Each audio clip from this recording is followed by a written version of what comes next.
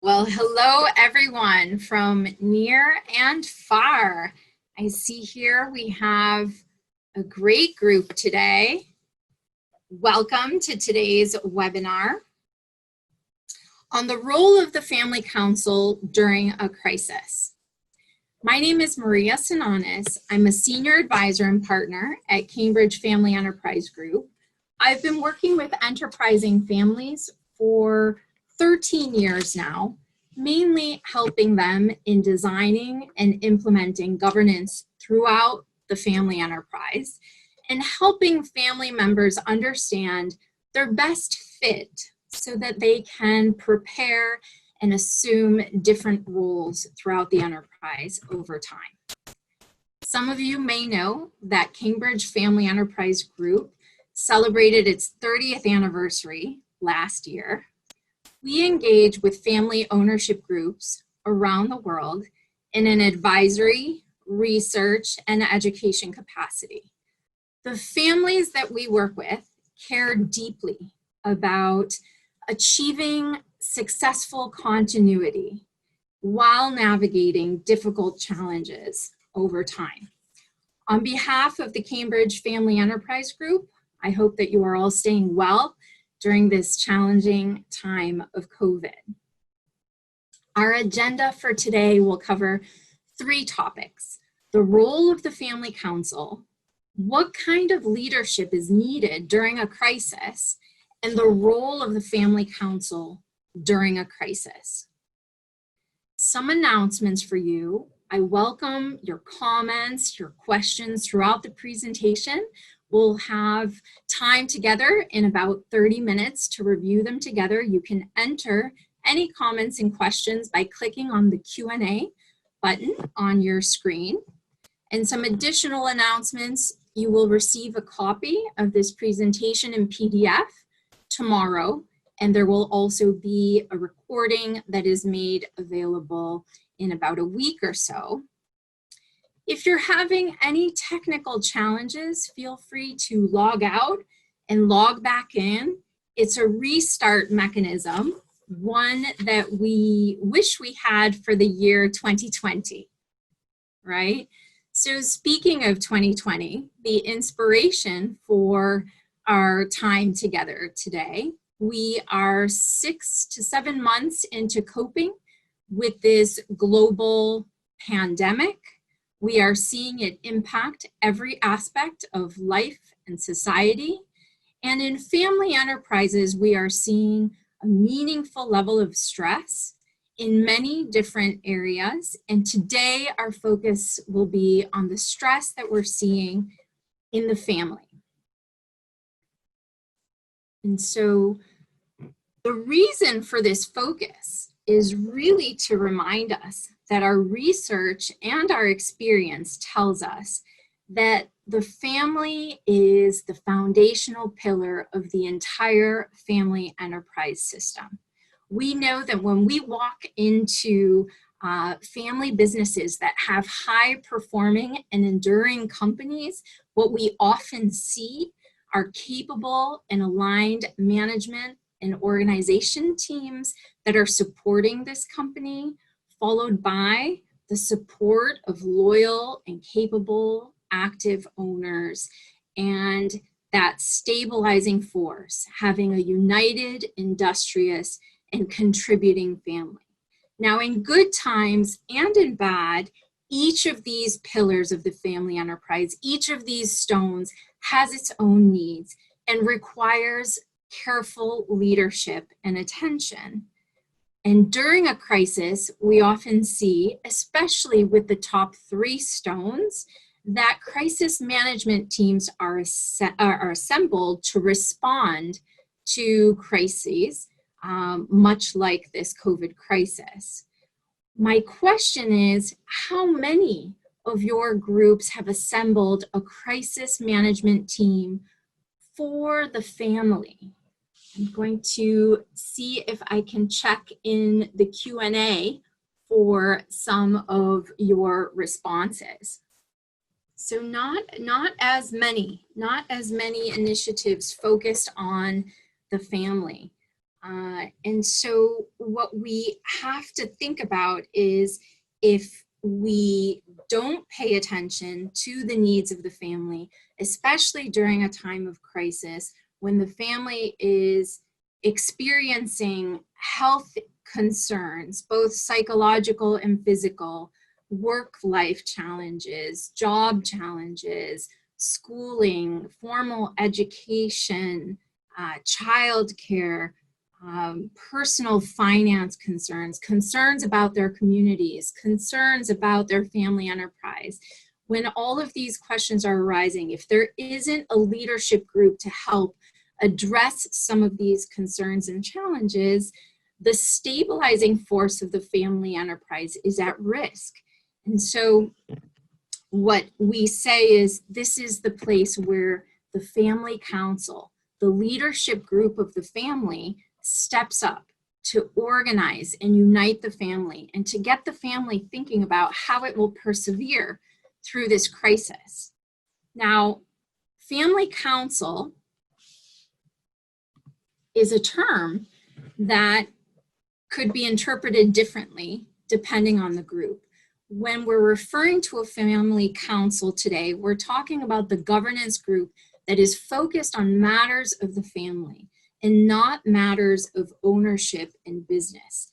This is the group, this is our focus today, that is thinking about the purpose of the family and its role within the family enterprise, its relationship with the family enterprise. And when you have a high functioning family council, you typically have a very clear understanding about the relationship between the family and the enterprise. The family council also helps articulate the mutually supportive relationship that can exist between a family and the enterprise, where the family council can state to the enterprise, can help communicate the kind of talent, experience, and culture that can expect from the family, and where the family council can in turn communicate to the enterprise the kind of meaning and identity, pride, and value that the enterprise provides for the family. And so in regular times, we have the family council focused on many important initiatives, mainly helping the family build its unity and build its preparation to deal with helping the family to set its values, its mission, its vision. It helps the family come together to celebrate its collective history and legacy and its sense of adventure for what more it could do for generations. It helps family members set policies and processes that help the family understand how to behave, how to interact with the enterprise, and it really helps family members prepare for ways to engage in the family enterprise. This is a very meaningful role in a family enterprise, and our question today is, how does the role of the family council change when we are in crisis? And it's important to clarify that a crisis is just not a typical challenging event.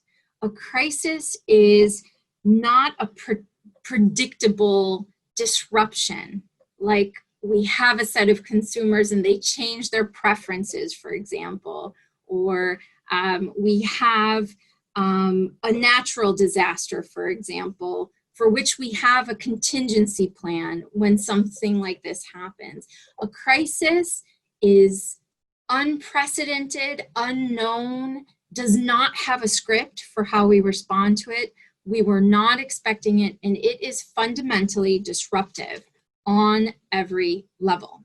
And so when we think about the kind of leadership that is needed during a crisis, we're often inspired by the work of Dutch Leonard at Harvard Business School, who says that it is really critical for leaders to have real-time processes that help their teams understand the difficult situations that they're in. They need to really be good at understanding, what do they know about what's happening today? How is the situation evolving? How is it impacting our group?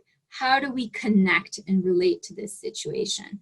What is at stake? What do we care most about? Because most of the time there are competing priorities. Having processes to also identify on what kind of problem-solving options exist is really important. So many times there is this iterative process of problem solving. What are we willing to try and do? And because circumstances are changing, what are we willing to continue trying? What do we need to do differently to solve some of the problems that we're facing? How do we communicate?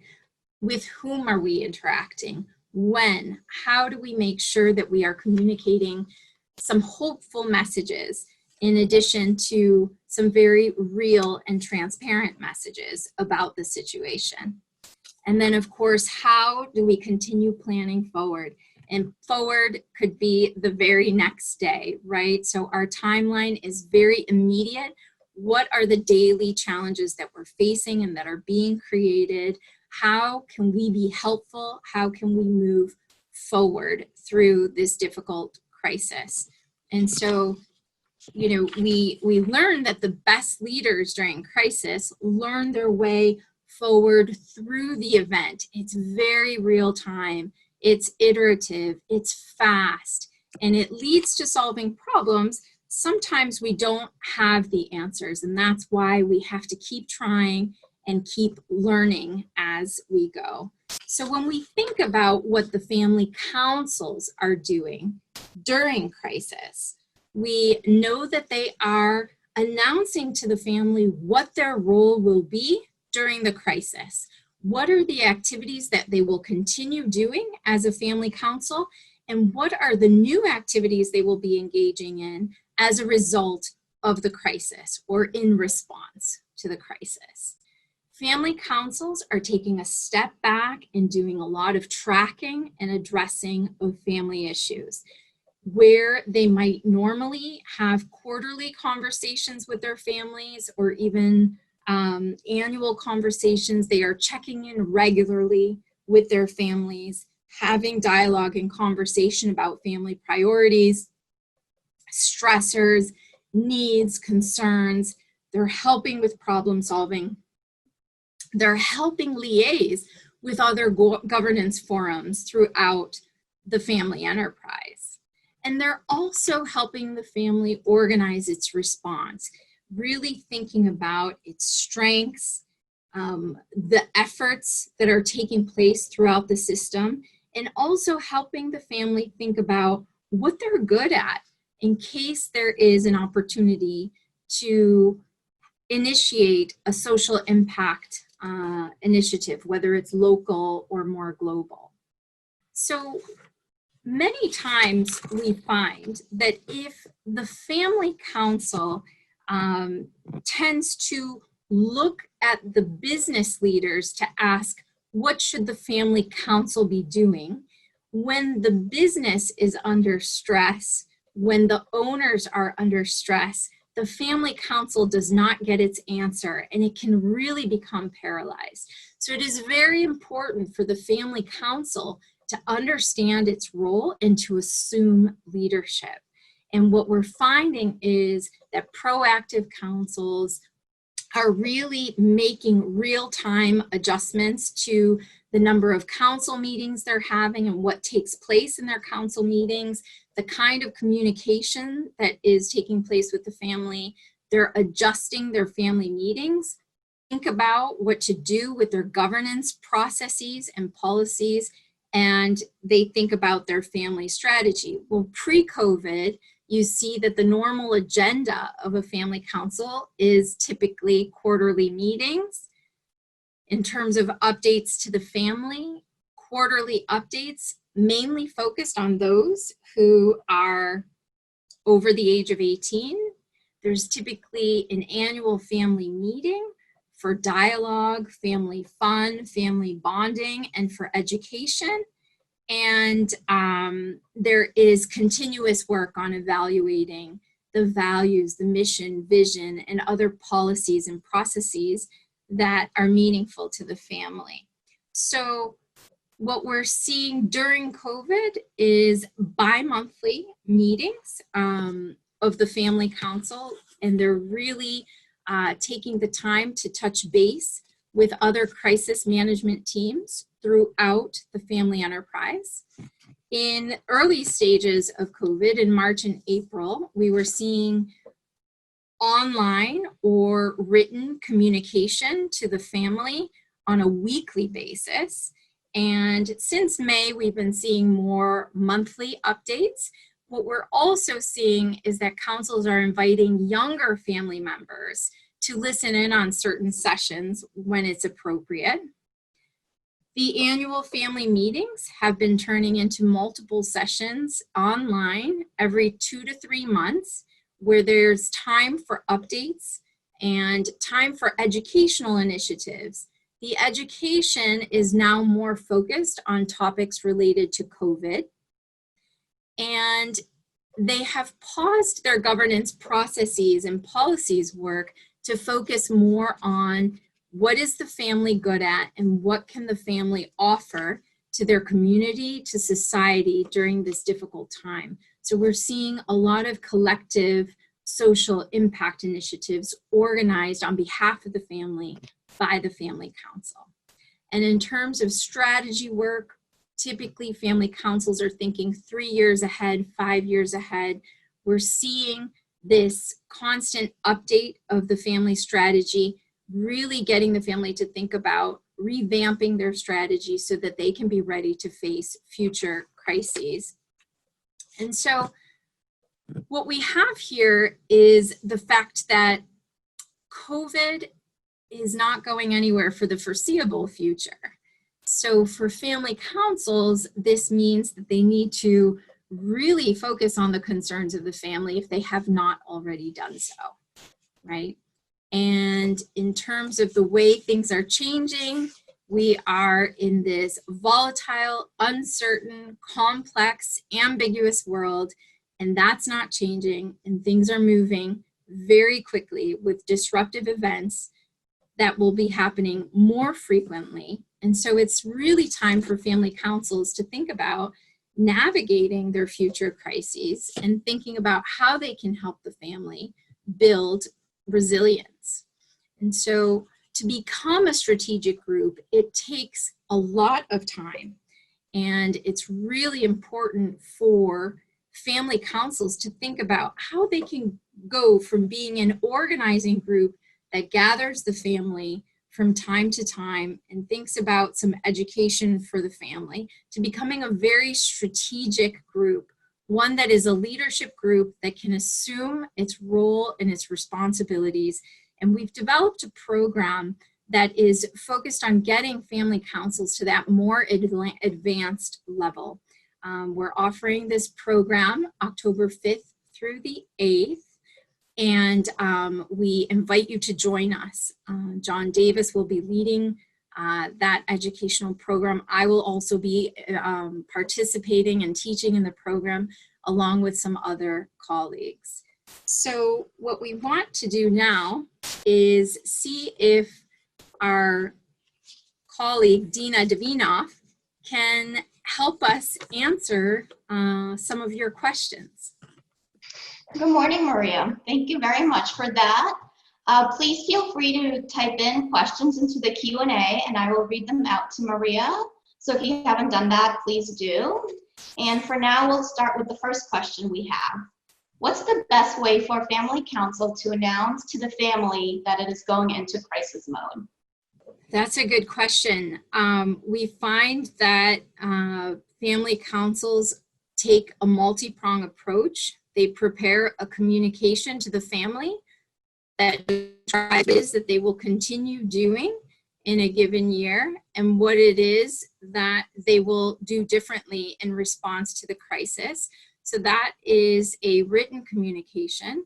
They also gather the family for online sessions where they can respond directly, have more two-way communication.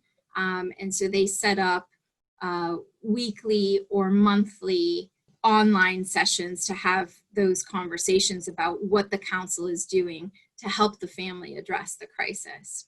Wonderful, thank you. Our second question is, with whom should the Family Council coordinate in terms of other governance forums on its plans during the crisis? So in addition to maintaining regular contact with the family, it is important for the Family Council to be aware of what the crisis management teams are facing and dealing with. So they are in contact with business leaders, they're in contact with the leaders of the board, and they're also in contact with the owners, really trying to understand what it is from those crisis management teams that can be communicated to the family and what the family would like those forums to know about their concerns during the crisis.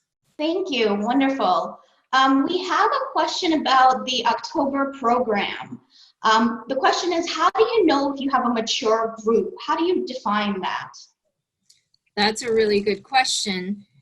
We go back to how long have you had a family council and what kind of activities has it had the opportunity, what kind of role has it had the opportunity to assume? So in early stages of a family council, the focus is really, can we organize ourselves as a council? Can we figure out what we should be talking about? Can we gather the family? Can we help the family understand that we want to bring them together for an annual family meeting? We want to provide opportunities for education and dialogue and conversation. And sometimes that alone can take anywhere from 1 to 3 years for a council to really master that organization of the family.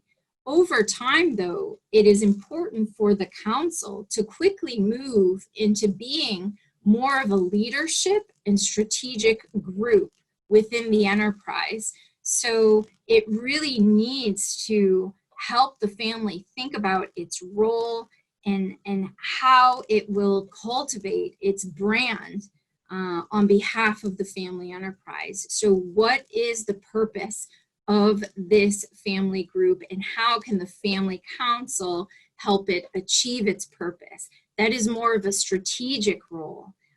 In addition, more of a strategic role is to be very clear about the kind of positions family members might assume inside the family enterprise. And what we see is in more advanced or more mature groups, the role of the family council is very clear in that it helps facilitate a pipeline of prepared talent for different roles throughout the enterprise. And so a lot of that comes with meaningful organization and resources and initiatives that lead to that more strategic role. And so typically we find that family councils that have been around for at least 3 years doing meaningful work with the family, functioning on a very high level is how we define the mature family councils. Thank you. So as a follow-up, another question came in. If a family is considering a family council, do we, the CFAG, have education programs that we can help them with and understand the purpose and how to run a family council? Yes, I think you know, this program is one example to help families understand the basics, the fundamentals of how they need to organize themselves and what kind of governance is appropriate for them to design and to implement. We have programs that focus on the family topics. We have many programs that focus on the ownership and on the board, all the governance needs of the family. Thank you. Now going back to the crisis, how can the family council help maintain emotional connections with family members during a crisis? That's a really good question. I think that what we're seeing is that regular contact is really the way for that council to understand the pulse of how the family is feeling, how anxious people are feeling. The more dialogue that is two-way, that a family council can have, the better they understand what the family is feeling. And many times they're identifying that maybe the senior generation, the older family members feel a certain way, while the younger generation feels a different way. So their approach is not a one size fits all, but how they can organize responses according to the concerns. And typically what we find is when the family feels that the council is addressing the needs, they're feeling that two-way, that they have a voice, that they've been heard, and that there is a body to help lead them through and think about how to persevere. Wonderful, thank you.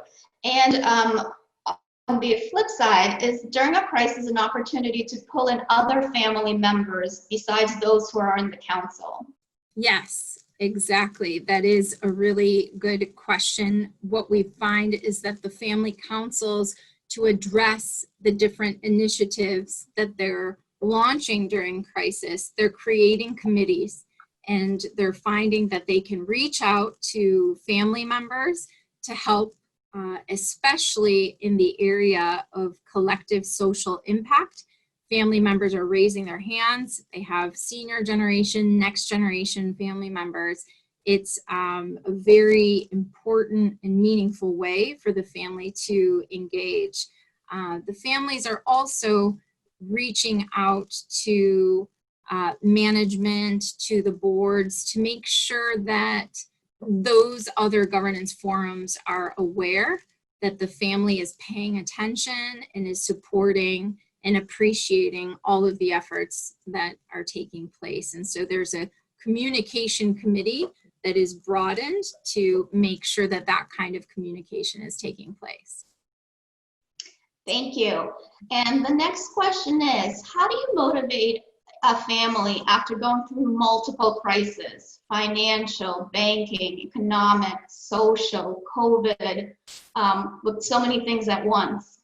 Another good question. You know, it's important to pause and understand what we're learning from each of these crisis events, right?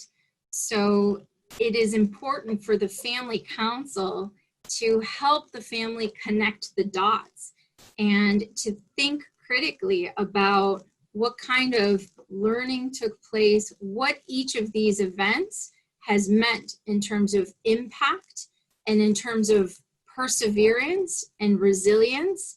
Many times when we work with the family on defining their vision for the future, it is essential for us to go to the past and understand what are the critical, difficult events, in addition to the celebrations, that make a group the group that it is. It becomes part of the DNA of the family. So if there isn't a pause to reflect on that, then it's very hard to create a narrative and to really understand, are we a group that is just, moving through for the sake of moving through, or do we have some real purpose and meaning here? And maybe some of these repeat crises are telling us that we need to do things differently. Or maybe some of these repeat events, if we're losing steam, are telling us that maybe we aren't in this for the long haul. But without taking that step back to reflect and to connect the dots, and many times this is the powerful role of the family council, it's very difficult to maintain momentum and energy and a sense of adventure and meaning for the future.